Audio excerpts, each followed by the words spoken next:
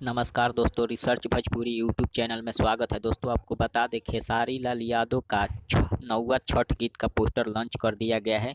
जिस गाने का बोल है छठ घाट सुहावन ना लगे। जी हाँ दोस्तों, छठ घाट सुहावन ना लगे गाने का बोल है। और इस गाने को लिखने वाले हैं कुंदन प्रीत जी और रोशन सिंह म्यूजिक दिए हैं। दोस्तों इस शानदार गाने को गाए हैं खेसारी लाल यादव जी। और आपको बता दें, इसका रिलीज डेट तो दोस्तों इसे रिलीज किया जाएगा खेसारी म्यूजिक वर्ल्ड से। जी हाँ दोस्तों, खेसारी म्यूजिक वर्ल्ड से इसे रिलीज किया जाएगा कल सुबह 6:15 में। याद रखिएगा, 6:15 में कल सुबह में रिलीज किया जाएगा खेसारी म्यूजिक वर्ल्ड से।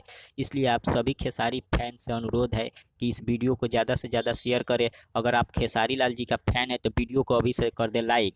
और मेरे चैनल पर नए आए हैं तो चैनल को कर ले सब्सक्राइब, ताकि ऐसे ही लेटेस्ट वीडियो आपको मिलता रहे। तब तक बने रहिए हमारे साथ। मिलते हैं अगले वीडियो में अगले न्यूज के साथ। धन्यवाद।